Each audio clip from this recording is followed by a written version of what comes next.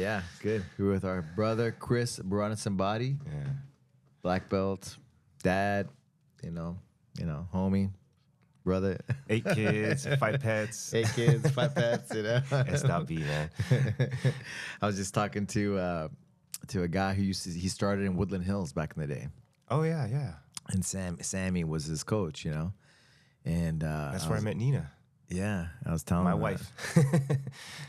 I was telling him about that, and yeah. But Sammy also he was here in Burbank, right? He was my right hand guy, right, in the beginning. He was the first coach for my oldest son. So 4 kids, really, not 8, but 4 kids, and they all trained here at Legacy. Well, the 2 girls are still training now. But, but the middle one, I guess. What would you call middle one? Like the youngest son. Noah, it's the youngest son. He's Penn State, huh? Yeah. Actually, he's leaving tomorrow. I'm taking him back for his sophomore year.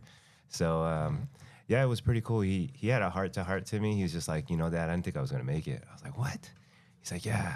I'm like, but he's so mellow. He's so calm. He's like, I would have never noticed that. And I was like, talk to me about that. What do you mean? He's just like, well, it was like a little bit of a struggle. Not that he couldn't do the work, but he didn't know financially if he was going to be able to do it. He was still working out there. I like to hold him. This is his journey. It was his choice.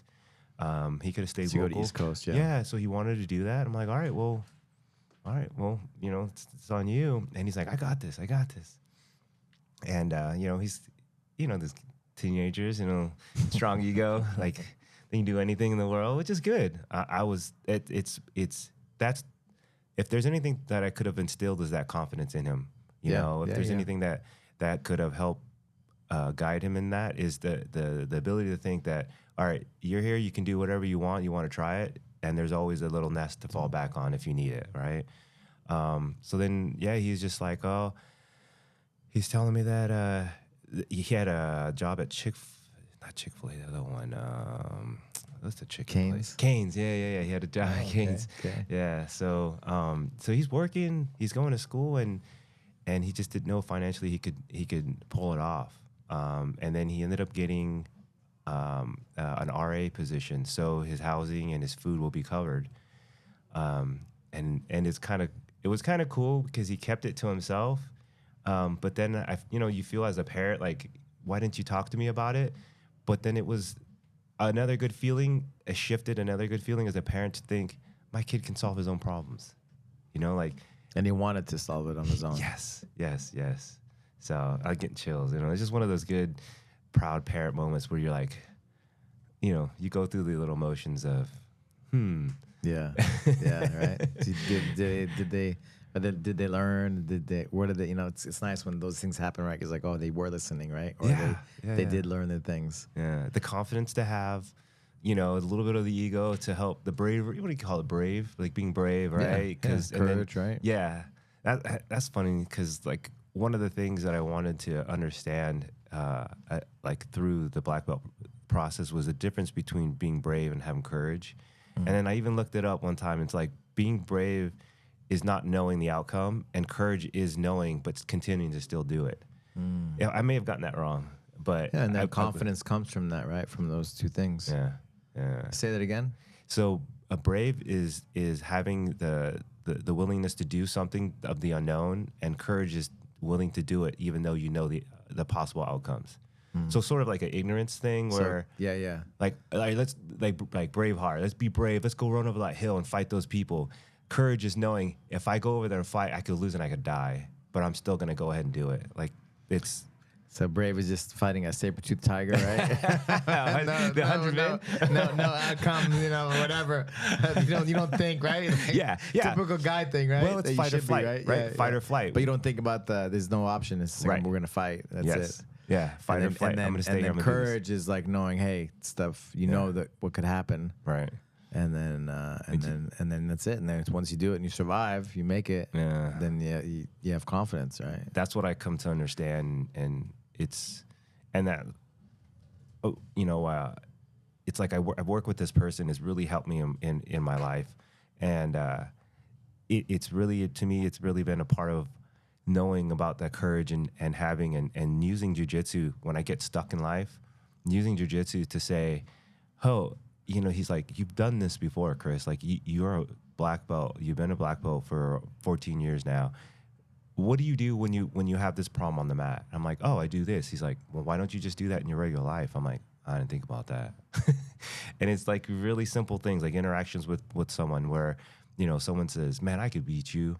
And you're just like, okay, sure. You know, like, man, maybe you could. Probably, you know, maybe one time we, you know, it's like, well, if someone in the street goes and, you know, honks at you and says, get out of the way. Like, why do you got to get mad and be like, oh, okay, yeah, sorry, you know, no problem. You know, or at work, you know, you get into issues with work. It's like someone says, oh, I want it done my way. And instead of like, well, he's like, well, what would happen if someone said, I can do an armbar better than you? And be like, oh, sure, show me. Like, what way are you doing? Like, there's no threat, right? Right. On the mats, for me, there's no threat. I feel a confidence of, oh, you got something cool, someone away another way? They're talking about true confidence, right? That's true confidence. Right. Because you've been there, done that. And like, you've been in all kinds of crazy situations. Like, you're not like, oh, let me see. Show it to me. Right. All the time, right? Yeah.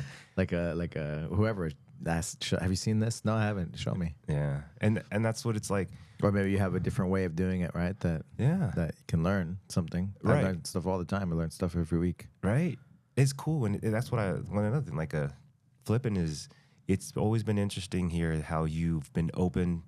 And I know it kind of progressed a little bit more when we went back to being a legacy, but the people you bring in for seminars, you know, and not even charging most times, you know, I know there's a while, what is that little asterisk? There was a while where I think I felt as if maybe people weren't being appreciative of the free seminars. So then you started to charge a little bit.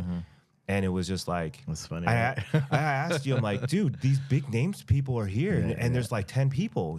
You're like, I know, man. Like, maybe I need to start charging. And then you started charging, and then it was like, oh, and then, you know, people started to show, and then you took that cap off, and then it was just like, so then more people started coming. It's weird. Have you been able to, like, you know, I don't know, was that like planned, or is just maybe something? just go with the flow, right? Like, and I was like, hey, like, people aren't valuing these things, right? Yeah. But you know, it made me think about something else. Like, different people come in, and really, it's like it's not a hit or miss. You kind of know. I know more or less, you know. But certain people, like Kenny Florian, right, came in, and he hasn't been, you know, on the jiu-jitsu scene per se, or he hasn't even announced on the UFC for a while, right? Right. For a lot of years, and his thing was packed, right, when he came and taught, or just you just never know, right, depending on the person. Yeah, you bring in people from the judo guy. I'm horrible with names, man. Farid? Yeah, Farid. You've got guys from Pennsylvania that you bring in, you know, that come by and stop by. I forgot their names, man. I apologize, and probably putting you on the spot. Phil McGreece. Yeah. The balanced MMA, one of the OGs of jiu-jitsu in America. It's that kind of open-mindedness. It's what I found so much value here is that you have a style, but you have a foundation of, like, to me, this is my opinion, you have a Gracie Baja foundation where I like that. It was like very structured kind of coursing. That's how I learn. I really learn better that way, like an academic kind of style. But you have your twist to it, right? Like, I mean, they're your roots. Your roots are from going this, and then you have your, like, Draculino roots. Yeah, which is, you know, it's like fight. But I mean, even Gracie Baja was back in the day, back in the early days. Now it's all structured in the step. But back in the day, it was like only the strong survive. Was it? Yeah, it was like Fight Club, you know? I love hearing those stories. There was no kids classes. It was just like, you either got it, you get out, you know? And if you keep going, you'll probably eventually get tough. Damn. You know what I mean? So it was a different era. Well, that's the question. When did it shift for you? Was it for your gym, your academy, or for you? Like, when did that shift to where? I mean, for me, I think it's different than even because I was pre-Gracie Baja, like coming to the U.S. You know what I mean? Okay. So I think it's you know, I have to go back into time when I think about, because I did some seminars back in the day. For me, it was a shift. So I'll go back to your question to start out. But for me, it was I remember I went to the Abu Dhabi trials, went against Javi Vasquez in the finals. You know, we got best match of the tournament. But I put everything into competing and being the best, right? And because if I'm the best, people are gonna want to train with me. Yes and no, right? Like because I'm putting all my effort into training and being the best, right? But I'm not putting my effort into like the students in the school. You know what I mean? Yeah. So I'm like, it's like, yes, I've always helped others, and I've always, had that, the good, like kind of a good environment. But when you're putting all that focus, I'm gone for 2-3 like weeks. being a mentor, but at the same a teacher, right? Yeah, like yeah. So it's like it was a balanced thing, and then Amal Easton, like he was. We went to like I said, that trials. It was in Canada. It was outside of Vancouver, Canada, and we stayed at this Vaya's friend. Like it's funny, Vaya? No, she's she's in the Boxing Hall of Fame. She trains TAC-FIT. Dang. Anyway, she was friends with that guy, and where we went to, we stayed at his house. And anyway, we ended up talking all night because I was struggling. I was like, man, how am I gonna be able to, pay the bills? And because I put everything into like. Is this New Mexico? New Mexico days, Gotcha. Everything into being the best. Everything, like everything for a lot of years, You're still that way. What do you mean? Yeah, I go all in on whatever. True, but it's from but like just. Like I was going in debt, whatever it took, from my Brazil days to moving back to New Mexico, and I kept going, right? I kept going. Anyway, he's like, yeah, it's all about creating systems, right? And he had read this book called E-Myth, and it was about this baker. She loved baking. Her aunt taught her how to bake, and she fell in love with baking, but then she was struggling, like to make ends meet, And she's like, open up like whatever, 4 in the morning, 5 in the morning, do everything all day, all night, And then, the guy, he basically creates a story and he starts to mentor her. It's like, no, you got to create systems, Yeah. And so it's about creating systems. And so anyway, Amal was my mentor, and he was the one like, no, you got to create systems. We ended up staying up all night that day. And I was like, all right. So he had his schools already, Amal did? He had a school, and listen, man, like, yeah, it's nice now. He's the guy in Colorado. I think they have 8 or 9 schools. Yeah, I see them advertise how to help people with the systems and stuff like that. Exactly, they help people all around to do better schools, you know. But listen, like he built a bunk bed above his storage in the back of his gym, Damn. You know what I mean? Like in those early days. So yeah, it's like, you're all in, right? Like it's like, what do you do? Like, you can't afford to have an apartment. You can't afford to have a house. You can't afford to. He has to live at the gym. Yeah, and so like I was there. I saw that, and then it's like something's got to change. So we started to figure it out, And so like I was lucky because he was like about 6 years. He was like a big brother to me, and so he would mentor me. Even from me starting my school. He would like, show me how to do different things. I know you got to do this, you got to do that. Okay, cool, thanks.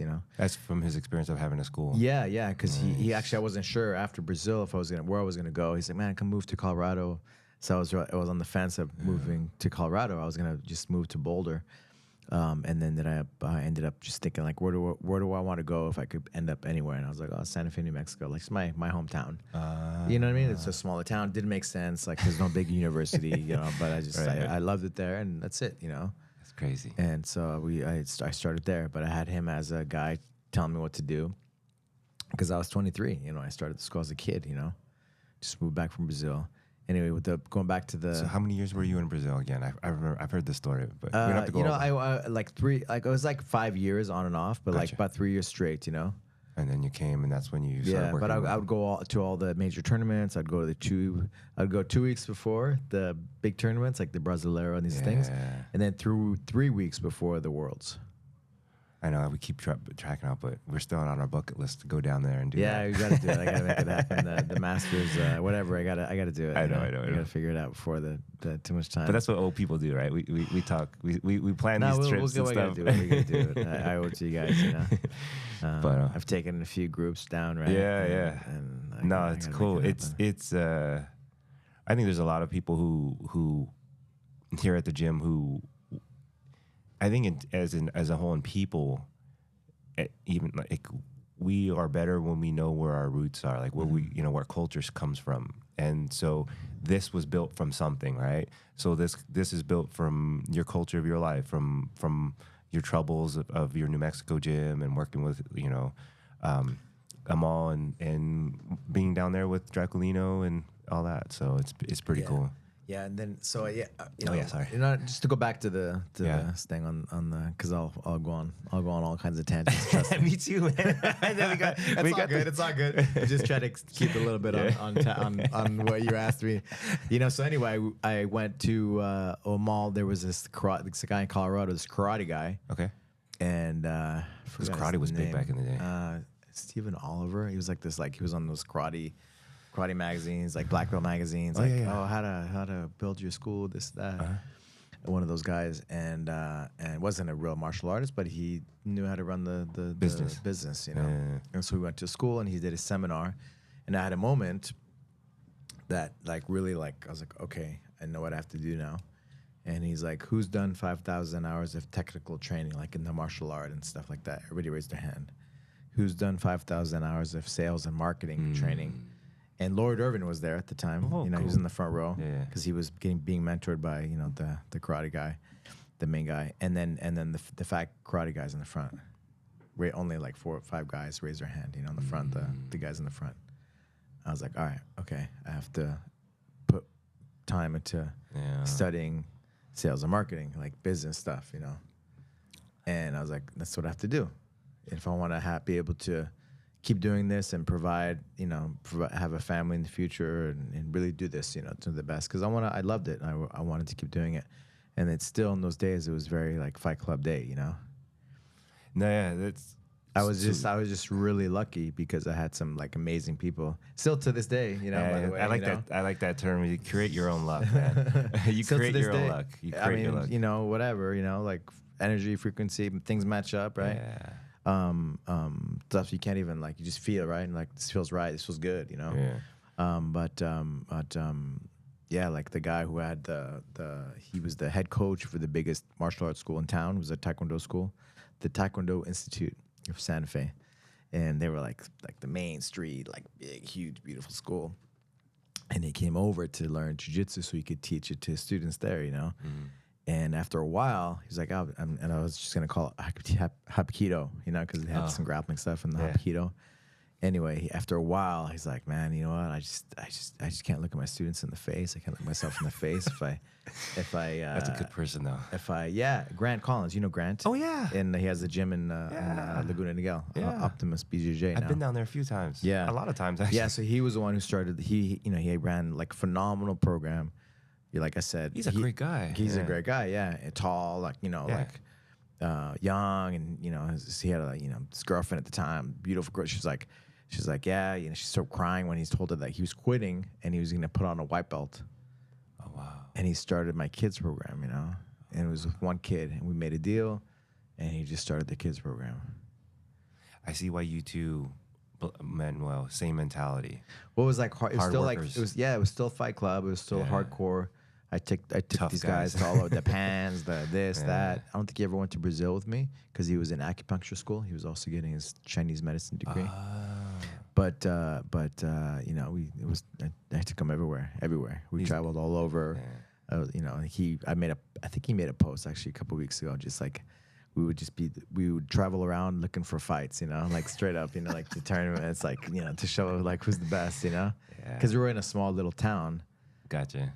You know, but we were represented, you know. Yeah. And like it's crazy I have that little picture in our gym, right, in the main room. Oh yeah, down there. Yeah. And it's cool. We had like 4 or 5 guys out of that go to the UFC, Ultimate Fighter UFC, and then like almost everybody in that picture is pretty much is a black belt. Yeah. If there's like 25 people in there or 30, it's like 25 black belts, you know. It's been. So we did something right, you know. And you know, people back, you know, they come out here and like, you know, those were the best years of my life. That is good. And that's something to think about, right? Why, you know, why? Yeah, what is it? I was thinking this the other time. The only thing that we're given is time, right? What are you gonna do with that time? And it it sucks because I think you don't start to figure it out until you're older. Like you start realizing like, I don't think my son realizes, like, he's just living life for now. Like, you know, but when you get older, you're like, I wish I would have I valued my relationships. I valued the experience I've had, but you almost wish that you can, you almost wish you can capture some of those moments and like networking. So I've met so many people, and then there wasn't social media back in the day, right? So if you didn't get phone numbers, which things changed, right? Like if you moved, your phone number's gone. I was in San Diego and we were talking about back in the day, like if you meet a girl, like you're like, oh my God, you know, like if you don't get her number, she's gone forever, you know? And because I was talking about like, you know, how I met Edith, you know? Excuse me. And it was before social media. I got her number, you know? I remember like writing it on a napkin, you know? Yeah, you told me it was a nightclub. Like you guys are. It was like a bar, in Santa Monica, the 3rd Street Promenade. Yeah. Oh yeah. Yeah, and we just happened. Alshana was kept bugging me to go out, you know. But anyway, it's just like that's how it was, right? Back in those days, just so different. It's so different. Yeah, so it's just weird. It's you start to I think that came because recently I lost a very great friend. He was my best friend in the Navy, and he passed away from fentanyl overdose. Oh, he just went through a hard time, went through a divorce and kind of things, and just started doing drugs. And you know, you try to be there for them, and then you just see a decline and whatnot. Not too sad. Not trying to get too sad, but it's reality, right? Yeah, we're like we're great live, this, that, but that's reality of. And I took that moment in the world, you know. Yeah, I took that moment to talk to my kids, you know, and because you see it's so rampant around LA, right? Like it's so rampant. The truth is, it can happen to anybody too. Yeah, so you can't ever think you're like above it all, or. No, you just got to do your best. You do your best and explain to them, hey, if you do drugs, you know, be careful. You do drugs, but this is possibly what could happen to you. You could be addicted and not want to do anything else except for that. And so I lost him, and then I started, you know, realizing it's like, you know, we lost Patrick. You start losing these people that you know, it's not that you take for granted, but you expect them to always be there in your life. And then they're just gone. And you're like... So our kids with us, right? Yeah. I know, you got your teenage girls coming up pretty soon. How many more? They're only sophomores, right? They're juniors now. They're juniors now. Starting this year. It's about to start. So yeah, it's just different. And then you're running the gym, so it's like you got to balance all that, right? Yeah. Like my grandfather, he was an attorney, and he was able to do a lot of like pro bono and like help the community out a lot, you know, for a lot of most of his career. He was smart with stuff, with money and things, and so he's able to like help the community a lot with different organizations and whatever. My point is, like, he said something. He like wrote a book, whatever, and it was like, I've been lucky because I've always had a consistent like purpose, you know, in my life, I've lived a purposeful life, like That's a consistency of purpose. Yep.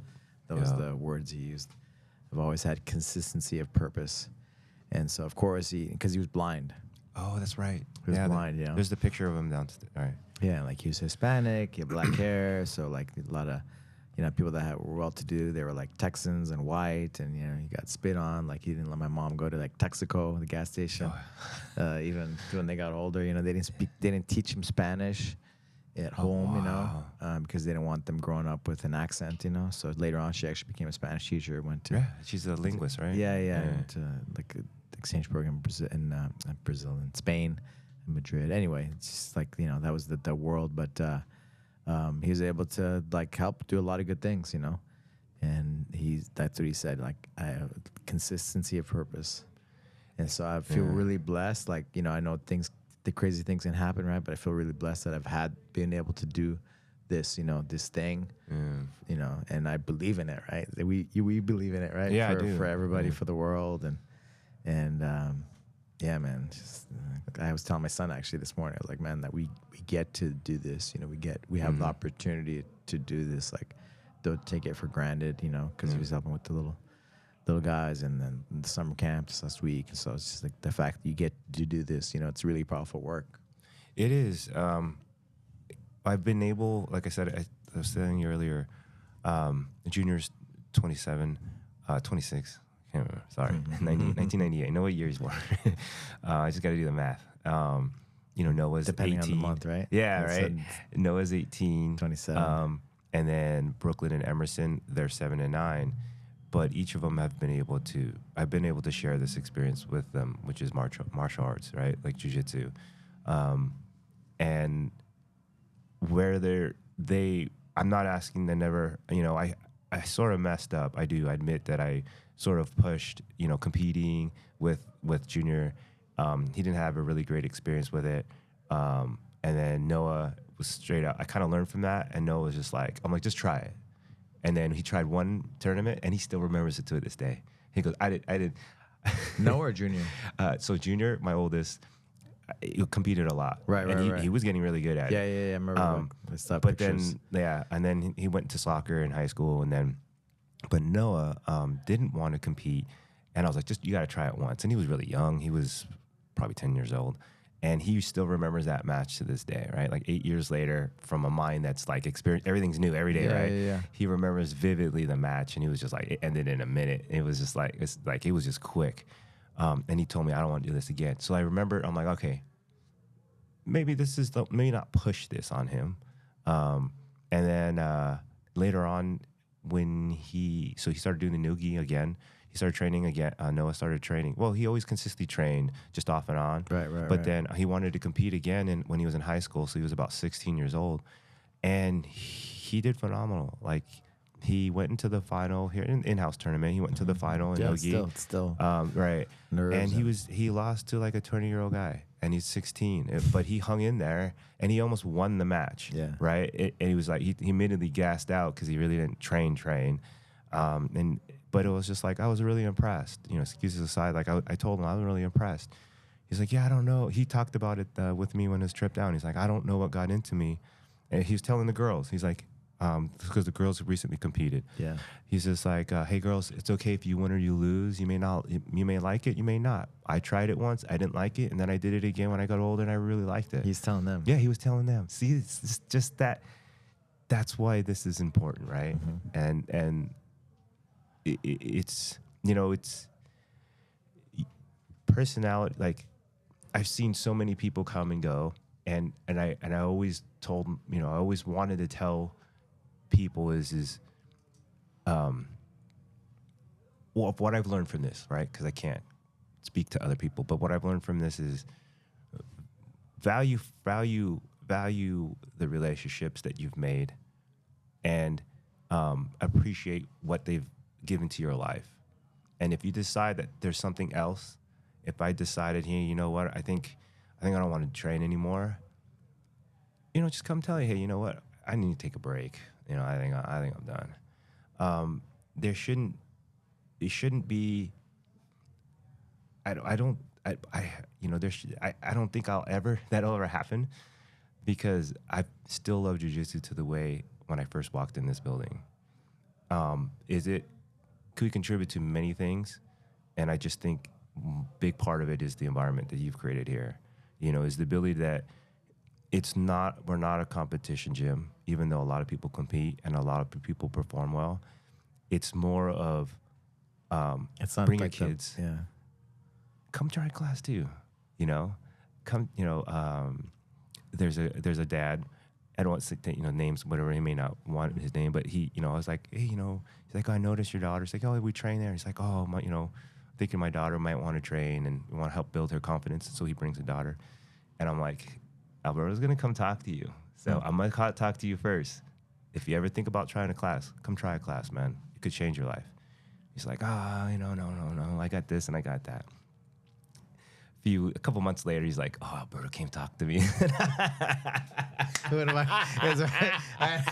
I? Because I'm like, there's Sundays and Saturday. I just like, I'm walking around and I just go in, and it's not planned. It's just like what I feel, I'm like talking to them, get to know them. It's your passion. You want to share it with everybody. Yeah. And then I'm like, man, you should. He's just like, I think I'm gonna try class. I'm like, dude, I ask you, and you're like, whatever.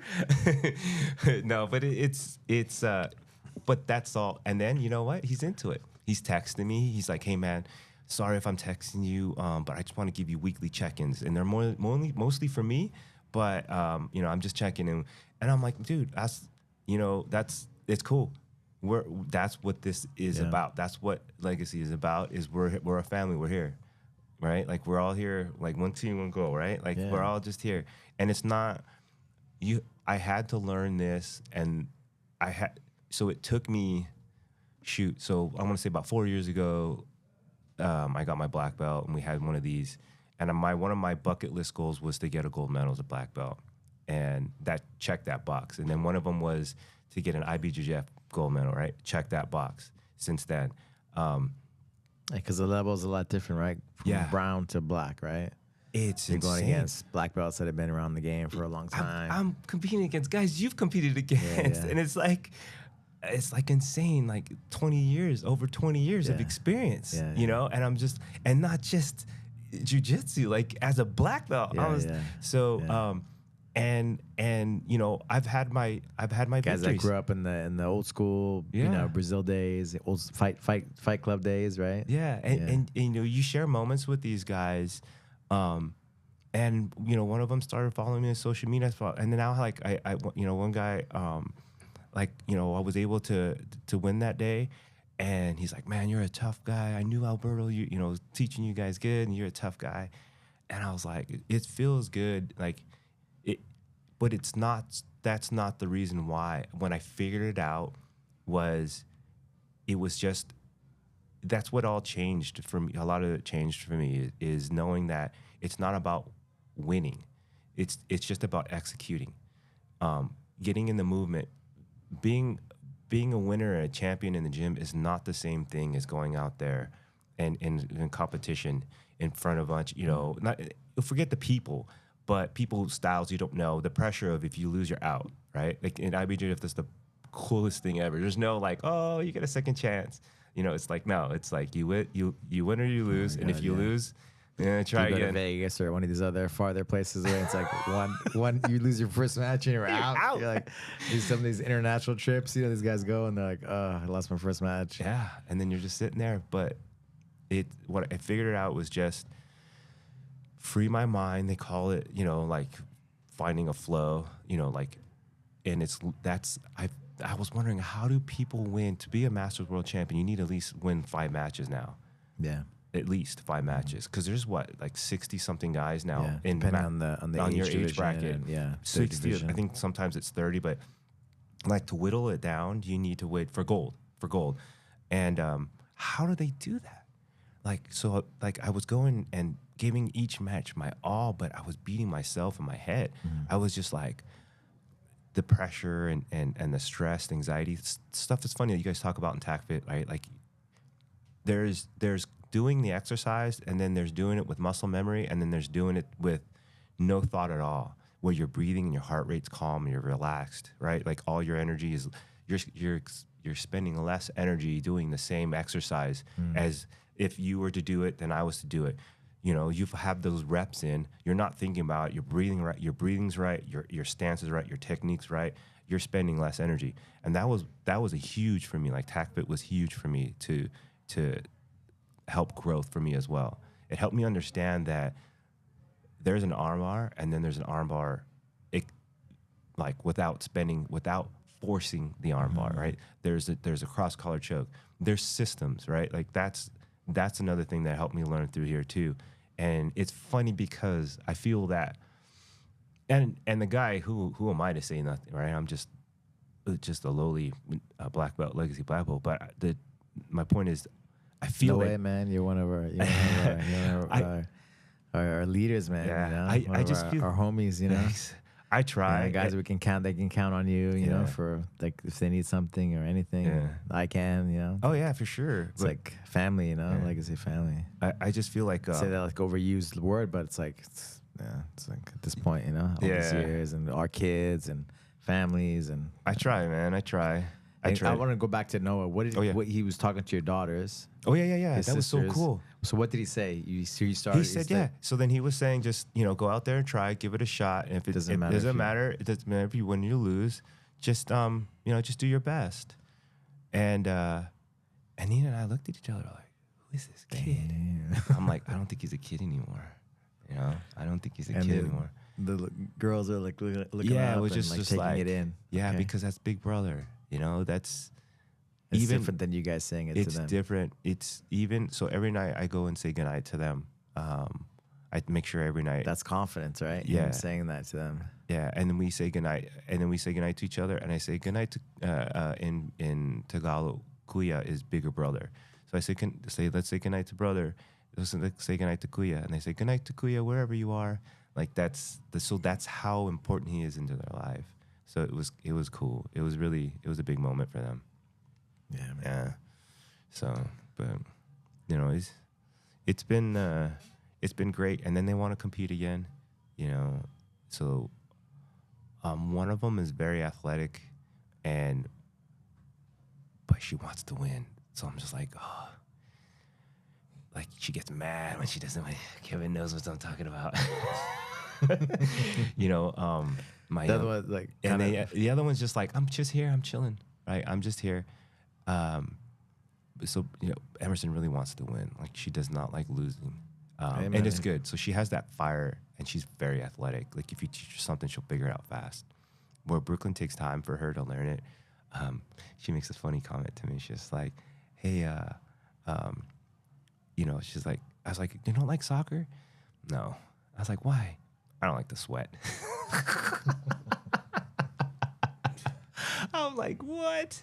That's my favorite sport, football, soccer, whatever. You know, it's so I tried to introduce everything to them, not just jiu-jitsu. Like so Noah played baseball, Junior played soccer. He played baseball, then soccer. Noah played a little bit of like 1 year baseball, soccer, and then he played flag football. So I've tried to introduce all kind of sports to them. I think your daughter's going through the same thing, right? Like wrestling, well, you know, like track. Now she's the twins. Sona is doing track and field, but she did jiu-jitsu this summer. Nice. She trained and they all got their blue belts, but they did different things. It wasn't until the pandemic, right? Till that 2020 that everything stopped, right? And all they had was jiu-jitsu. And then Serenade was like, oh, I'm good at this, you know. She knew she was good, but like it was like she kind of liked it, you know. And then they started having those tournaments. She asked me to do some tournaments, right? Yeah, it just took off. I remember. And then I was just kind of, because I was organizing some videos, I was like, damn, it was only like 2020 around since then, you know. But it was like hardcore, like every month, you know, competing in something, and it was just, you know, flow state, you know, just let it fly. And it was like, damn, I was like, all the girls she beat, they're like the elite girls, you know. I'm like, damn, you know. And so, but it's like so fast, you know. It's so fast. Big girls, open weight, because we would go to far away places, you know, like far away, like Temecula or something. And maybe there would only be like one match at the belt level. That's why like wrestling was cool, because there's a lot more girls, you know, the competition's a lot heavier. And so like we would ask depending on the tournament organization, can she do another weight, like this other girl, the much heavier weight, you know, just to get her more matches. Yeah. And so yeah, we would do stuff like that. And yeah, she's grown so much, you know, and also just, you know, doing the same thing that you're really good at, right? Hey, how many gold medals do you have?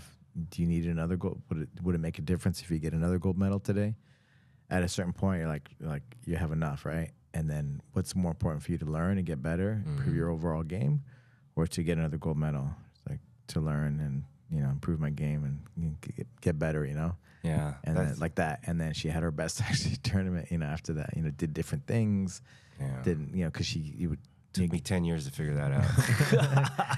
You know, easier said than done, but like, you know, like it's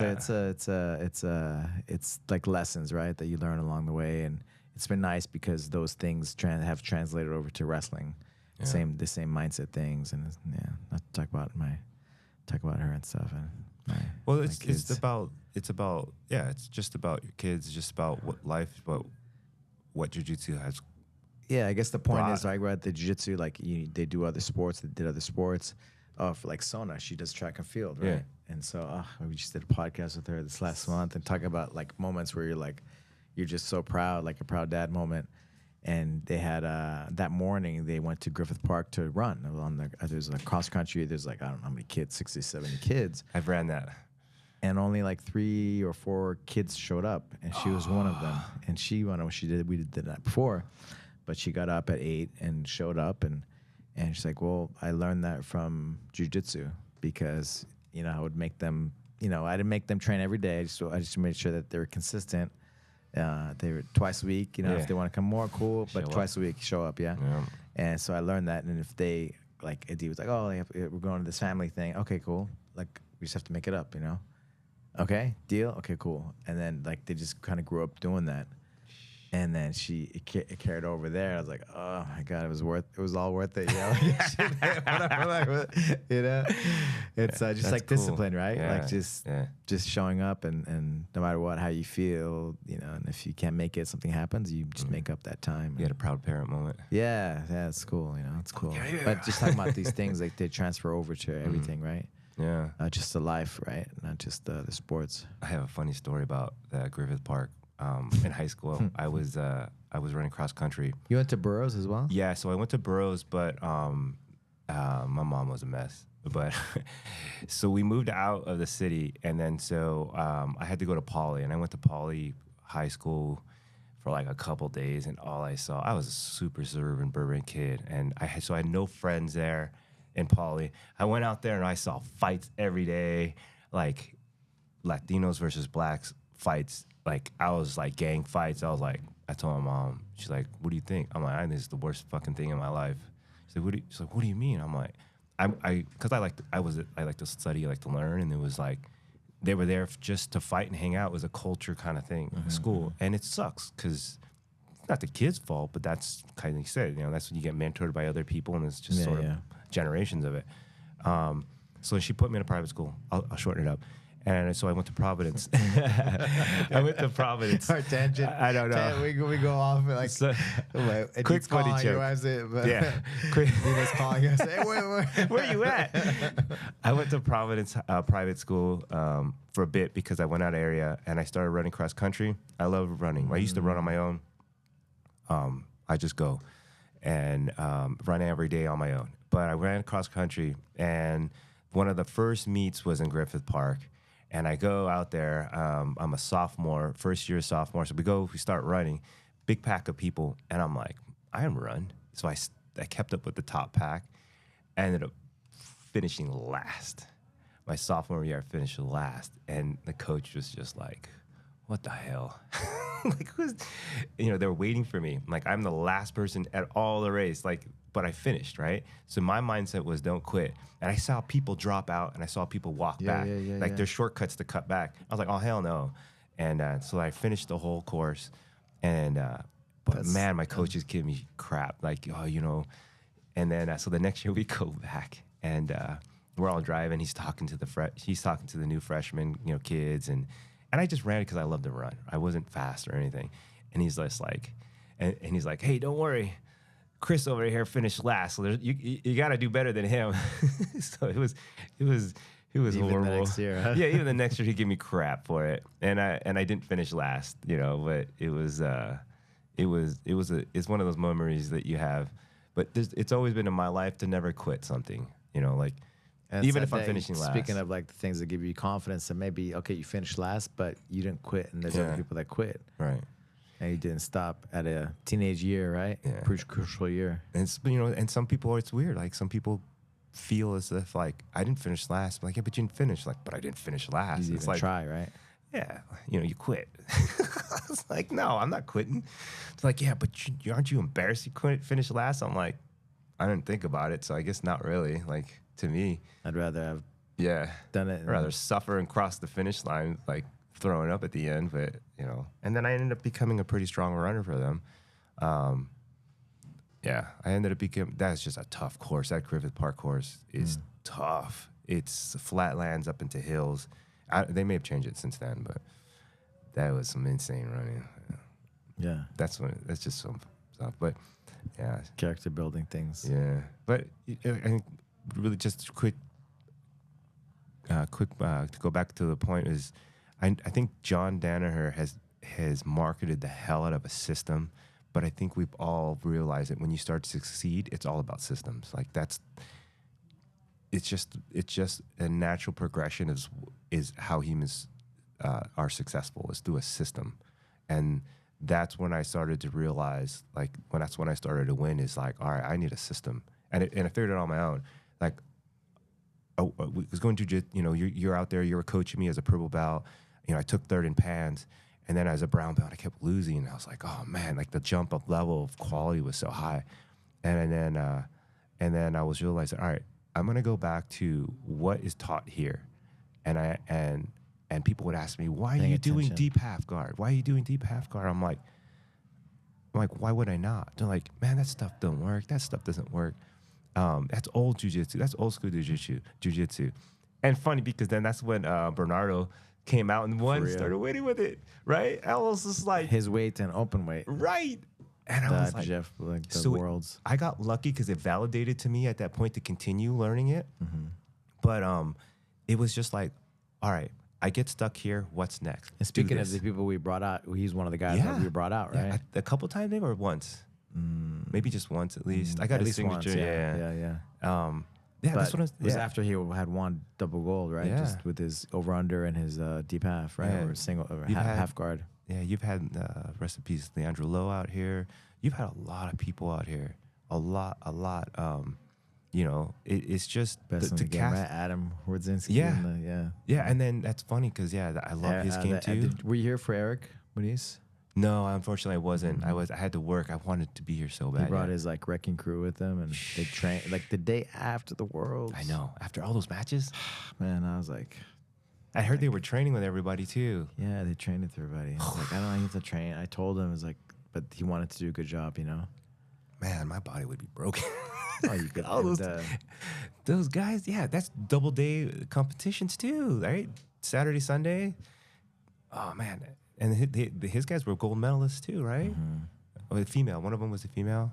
Yeah, that's insane. But you just started progressing. Best in the game, different belt levels. You just start progressing. It's what I've learned from jiu-jitsu and in life has helped me is that, to kind of summarize it all up, is it could be very daunting and it could look like an impossible goal, but set that goal and just progress step by step with it and learn from your mistakes and just fix it. Learn from your mistakes, fix it.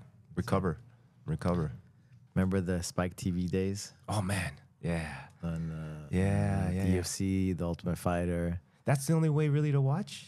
Not really the only way, but that was the way. Not the pay-per-views, right? But all the other UFC fight nights, the Ultimate Fighters. Ultimate Fighters, that's what got me into it. Yeah, and then we would start going to Pete's house, right? Oh my gosh! And watch all the UFC. Every UFC, we would go to his house, right? Yeah, like 30 people in that one bedroom apartment. Yeah, like how did that even happen, right? There were people outside, it was fun. It was fun. Like just with us, and then I don't know. He started inviting people, right? Yeah, and then we got a lot of people. So then that's like when Nina and I had the house. So then we started inviting people over there. But I wasn't trying to steal his thing that he created. But he has so many people. It was insane. It was like, it was fun though, right? It was fun. It was a time, and then it's kind of right. The ESPN, you had to deal with ESPN, and then was it today that they announced the Paramount and CBS? Shh, that was crazy. I thought it was like $1 million. Getting good with my weaves, right? My weaves. The he's trying to get the topics in. I get it, weaves. Topics. I was like, oh man, $1.1 billion, and Kevin's like, no, that's a year. So it's like $7 billion, man. And what is it? They're gonna all the pay-per-views are gonna be on CBS for free. Yeah. So for what the details of it is imagine paying MMA Junkie put out. Imagine paying $13 a month, let's say, something like that, for all content, all UFC pay-per-view content that they're now. And it was funny because how's that model gonna work for? This is so I gotta. I send it to the group, right? Because we have a bunch of our black belt. Poor Casey, who we're waiting for him to catch up. We call ourselves the Gaslight Gang because we light each other up with jokes, right? So I posted that thing, $7.7 billion UFC Paramount. Omar, being Omar, I make fun of him. And he's just like, oh, great, now I have to buy that app. I said, oh, I'm sorry, now that you don't have to look for a free stream. It was just like, I mean, I think half the people were following. When I went to ESPN, man, it used to be on, what was it before that? Fox. It was cool. I could find it still. Right. Before that, it was Spike TV was the best, right? Right. Spike TV was the best. And then it moved over to Fox, which was cool still. Right. They did pretty good, and then ESPN, man, I could never even get the damn pay-per-views, like ESPN Plus, this, that. You had to pay for that way yearly. Too complicated. Yeah, you had to pay like $126 a month for ESPN Plus, and then you had to pay $60 for a pay-per-view. It was like, come on, like man. If you're gathering a bunch of people, it's like, all right, and you didn't. But then even then, like people were saying it was cutting out, like it wasn't, or it was lagging. Like some people's always something. Yeah. Hack streams. I'm trying to promote all that, but I mean, people are trying to watch, right? And they're trying to support the fighters. They have, they follow their stories or whatever. Yeah. It's like, so it's pretty cool. Hey, $13 a month. No, we support, right? Yeah. We support, but like when you can't even support, I couldn't pay on I remember a few times I tried to get it in my house just because I wanted to watch the UFC. You couldn't figure it out. I couldn't figure it out. Yeah, it's insane. I was like, oh, your area doesn't. It was crazy. Yeah. There's been a lot of complaints about that. I think that's why they wanted to get rid of them. And so you end up looking on like these the pirate streams and stuff, because I want to watch it. Right. I was ready to pay. I was ready to. I spent like, I don't know how long, way too long, a bunch of times. I'm like, man, screw this thing. I went through this funny. Same thing happened. I mean, I don't know. I can't be the only one. No, you're not. I remember I went to Valentina's house. Over there. I went to Valentina's house. It was the same thing, man. Yeah. Like I was there. I was like, bro, I don't know. Don't ask me. Yeah. Chris, picture that Valentino and Alberto trying to figure out some I know. No, I'm sure. I think I got it the last couple times, but there was a while. Yeah. It was just like way too complicated. You have to make it. I should have called you for IT support. Yeah. That was so cool. I called you for the cafe. Yeah. You're like, hey man, they need some help, and I'm like, oh dude, that's up my alley. I just came back from a job. If you're around, Yeah. I just came back from a job. I'll go out there. And sure enough, it's kind of like work. It's like the same thing. It's the same thing, right? Like it doesn't matter if you're working on a laser for cataract surgery or a cafe. Like we rely so much on technology, dude. We rely, and it's the same thing. I got a phone call this morning from work, and it was just like, oh, sorry, our cable came loose from the power cord. They're like, our device won't turn on. And they're like, oh yeah, it came out of the outlet of the wall. It's like, because this is, anyways, but it's the same thing. It's so weird. Problem solving, critical thinking. Indeed, I actually told her the exact same thing. Yeah, they told me, oh, that's what she meant. Yeah. But it's just, but it kind of goes back to what you said. Yeah, kind of goes back to what you said is, like, if they don't, we're so specialized in doing certain things, right? And we're so efficient. Like, we've been learning to do things so efficiently that if sometimes it can just go off tangent and just like, hey, this is not normal how I'm used to. This has always worked this way. What happened? Yeah. So, you just kind of go back to the jiu-jitsu mats. All right, I got stuck here. What happened? What happened when I got stuck here? Oh, I did this. Oh yeah, let me try that, doing that from now on. And then just doing it over and over and over and over again. Yeah. So what do you think about the new deal, the CBS and what you see so far, the CBS and the Paramount?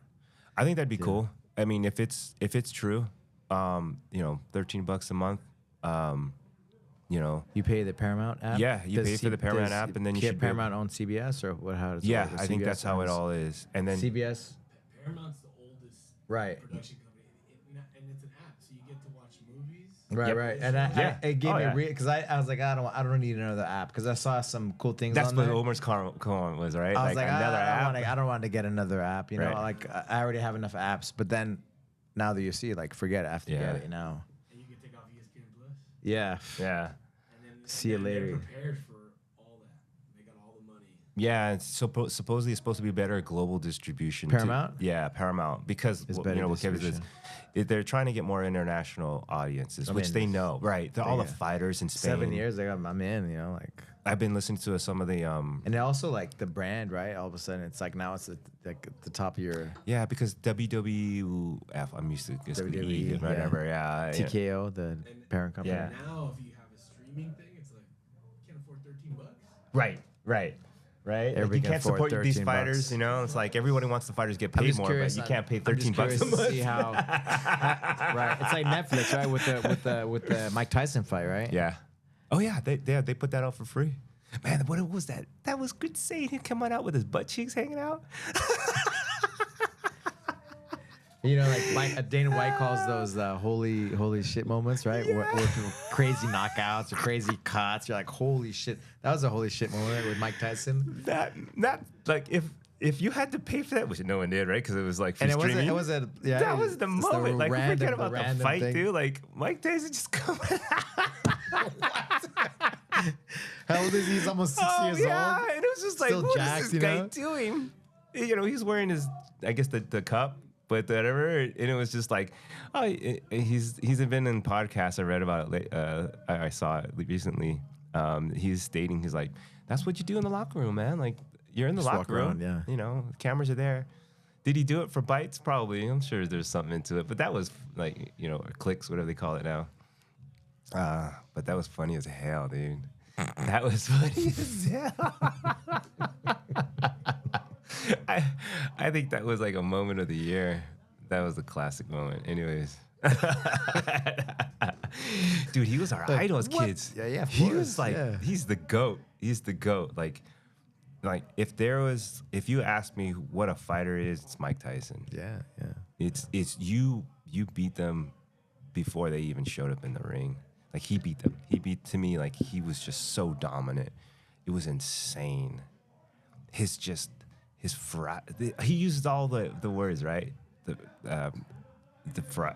know, being ferocious, you know, just he was just a killer. Yeah, for sure. He's a killer. And then showing his sure. butt. Old man showing his butt Old man cheeks. showing his butt cheeks, yeah. I was like, whoa. Anybody watched that? And then there was it was Netflix's first like sports thing, right? Yeah. And I'm sure that's the first of many, right? But that was the first one. And then I don't know if I was in Chicago, and then the main event or whatever, it crashed, right? Because so many people went on it. Yeah. So I guess that That's makes a sense. That's a new era, right? Yeah. It's a new era. They started it. of sports. Everything's moving to those channels. Yeah. And then they know, that's crazy, right? Yeah. Because that's how So Netflix is the leading streamer. Netflix done some damage, right? They took out Blockbuster. Remember Blockbuster was back in the it was day? the CEO's fault, right? The Blockbuster, yeah, right. That was the era.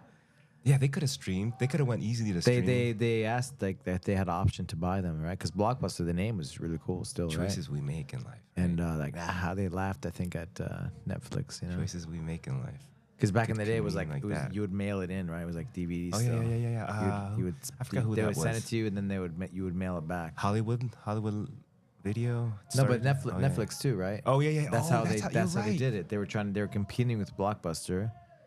I remember the red boxes too. Right, I keep but you would confused. you would Yeah. they would send it to you. You're like, oh, I want this movie.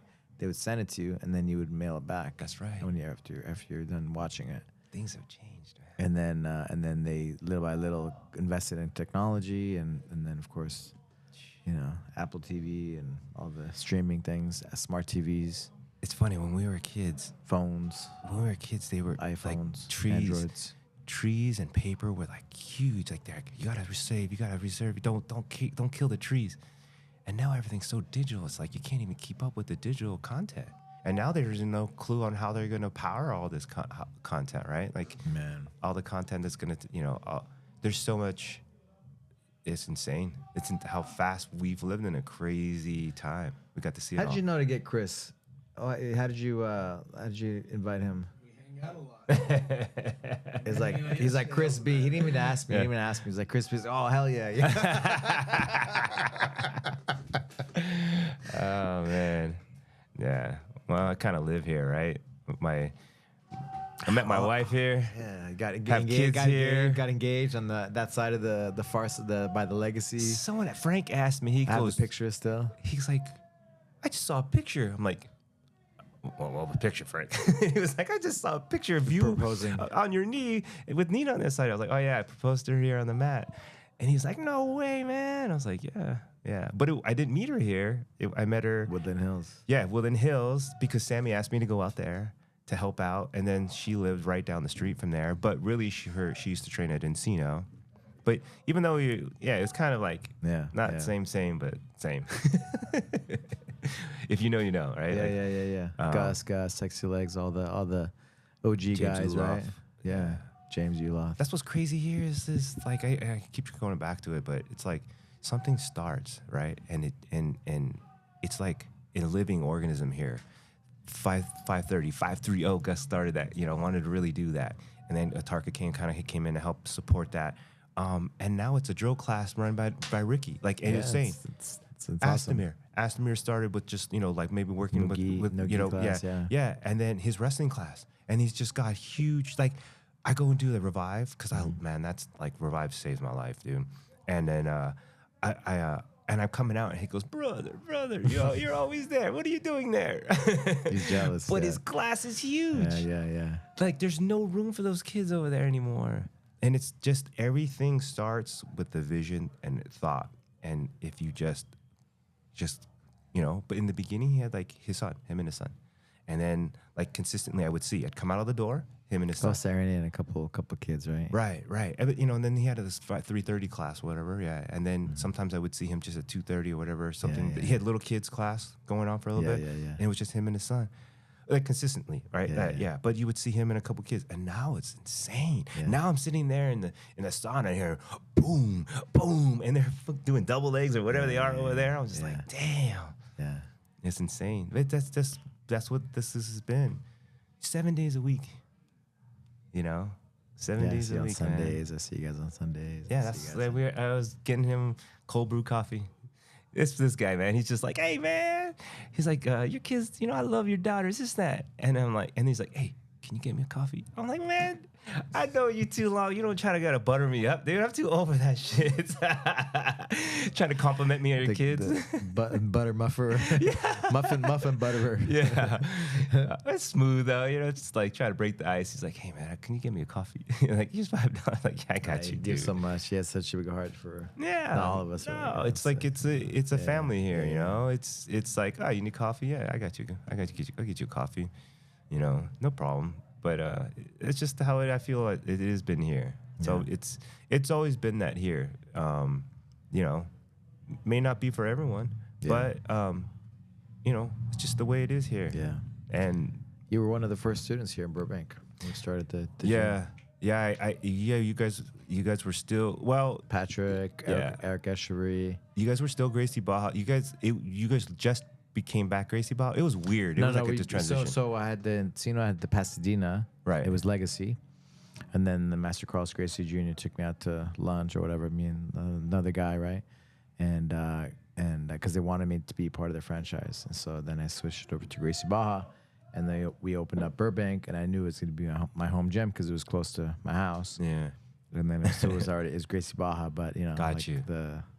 And then we always represented Gracie Baja. Oh yeah, it was just always. It was just the franchise thing, Yeah. I think you just had some guys that would come over still, with the gear, like they're slowly making the transition because we went full uniforms, it was a process, right? Yeah, it's because everybody, like people would come from other gyms or whatever, and they would still have some legacy gear or whatever, or mainly the MMA guys. I think it was mostly the MMA guys. Yeah. Yeah, it was like those guys were tough, man. Yeah. We had a MMA culture back in those days, right? Yeah, but it was tough. But I was saying that when I got my stripe, it was you couldn't spar in the beginner's class. So until you got your third stripe, and I was so happy I got my third stripe, and then I got wrecked, and I was like, what the fuck did I do? Because you start going these MMA guys, and there's just like you have to tap. That's when I learned, oh man, like my joints pop and crack all the time because learning to tap. Like, and some of the ego, but those guys were tough. Yeah, athletes, right? Athletes. Yeah, when they were on a mission, right? They were different, like you said, different mindset. I was, so it's but I think the core of the culture has been the same. Is what I was trying to say. Is family oriented. We're here to help everybody get better. So it's not. Gus gave me a nice compliment. He told me why he ended up staying. After all, he followed me to all the different schools, right? Encino here, and so he lives in Granada Hills, right? Mm-hmm. And he was telling me, he was like, I think Rob Gooch kind of got him in like a heel hook, and it was with the gi, whatever, with the white belts. You know, he was a white belt, and I'm like, hey Rob, no, don't, you know, like watching out for his safety. Yeah. And he saw my intention, like, hey, we want to train hard, train good. I want you to get good, but I want you to be safe, right? And so, like you said, the same culture. It's always been the same culture. Yeah. But you know, it's we want to keep it real too at the same time, right? Yeah. I want to keep it, not have if you earn your belt, you earn your belt, but then have a good environment, right, for you to be your best. And yeah, you understand. You understand growth of knowledge. You understand growth of human, like professionalism. You know, even through jiu-jitsu, like you understand the way jiu-jitsu has gone, and styles and techniques. Funny because it kind of always goes back to competition style. Typically goes back in the gi, at least goes back to fundamentals, right? Like you don't have much time to do all these kind of flashy styles, and they're pushing out the stalling as much as they can. But the fundamentals never go to style, right? There's levels, right, of understanding those fundamentals. Like the advanced things are the fundamental things done really well. So even you're showing advanced things, but if they don't really understand the fundamentals, they don't really maybe understand those advanced things. You know? Yeah. Bernardo winning, Adam Wojcinski winning, like. Fundamental guys, just doing fundamental things. You know, it's like, okay, there's people who do fancy stuff, and there's people who dedicate their whole gym, you know, to competing. But you still can win. Not every single person from that gym wins. You know, like we have like a good environment. Like you said, guys compete and we do well. You know, a lot of guys compete, and not all the parity, right? But a lot of people compete. I mean, we wouldn't be winning those team trophies, right? If it wasn't that wasn't the case. Right. But it's a good environment. That's the main thing, right? Is the culture, right? We have all kinds of walks of life here, right? From our little tinies to our savages, like 80 years old, you know. And there's something for everybody here, and you know, we want people to.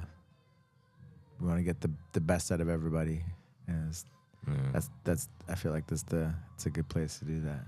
And not just on the mat too, right? Right. Yeah. For on the mat, but then those things transfer to everything that you do. Yeah, that's what I appreciated you so much about, man. Like, it's good. It's the whole, you know, jiu-jitsu changed my life. I think this place changed my life. This place was really cool. It's meant a lot to me. It's cool because I talked to Kevin about it, like here indirectly one time, and he like there's some people that get it, you know. There's some people that get it, and not just you like this, but what this can be for you, what this can do for you, you know, jiu-jitsu, you know, like what, you know, it can open up a lot of doors if you're willing to open them, if you're willing to work hard, if you're willing to realize, okay, I messed up here, I gotta fix this, I messed up here, and oh, you know what, I know I have these flaws, but eventually I'm gonna work to get them, you know, to figure them out. But you know, that's been the biggest and best thing that's helped my life, is realizing, you know what, I have flaws. I'm gonna work on them. When I do make a mistake, I'm just gonna recover from them. Just like if I get stuck in side control, I'm trying to recover, you know. But I'm gonna eventually get stuck in side control. Like it's just that's nobody's. The beautiful thing, right? Just the act, just the fact of you doing all those things. It's like it's good for you. Yeah. Just like being in side control, trying to figure it out, right? Like the struggle. Yeah. Just that alone is like it's good for us, right? Yeah, except when Professor X is on you and he's freaking a straight arm cowboy mount. Yeah. Oh, Lord, that cowboy mount. Oh man, that thing sucks. His straight arm bar hurts more. The reverse arm bar is so quick. God. Yeah, he puts that on so quick. There's some, and that's the same thing, right? Like you learn, oh man, I cannot let this guy stay here. You can't have an arm if it's isolated. Like it's gonna be 1 second if I don't protect it. So when's the super match, man? Him and oh my god. Oh my god. No comments. Kevin, come on, promoter. We're waiting for the promotion. Legacy Olympics is on his. Let's see. Something right now. How many UFC fights you seen? Talked about? Yeah, it didn't happen yet. Never happened. Yeah, it's like the Conor fights, right? They're coming. They're coming. They're coming. The Conor fights are coming. The super fights coming. Yeah. Oh yeah. What about the Olympics, huh? Yeah. We got the marathon running. Sunday I'm running You're chasing. He's gonna trip. I love his videos too. Those are so cute. He interviews the kids. Yeah. That's what it's about, right? Yeah, you got some free souls here. Have fun, flow. Like, we just have fun. Yeah. You're only stuck when you stop moving. Look at that. You only what? Stop. You're only stuck when you stop. You're only stuck when you stop moving. Yeah. Okay. So you said you're only stuck when you stop moving. Yeah, it takes resistance to struggle, right? Struggle takes effort, right? Look at this guy. Yeah. We've been reading Philosopher. Yeah. Reading some good books. No. Well, thanks, man. Thanks for coming up and hanging out. We always have good talks. I was excited when Kevin booked it. Yeah. Cool. Got us on the room together. Yeah. And we got to do it again soon. For sure. Yeah. Maybe next time I'll be a Masters World Champion. That's it.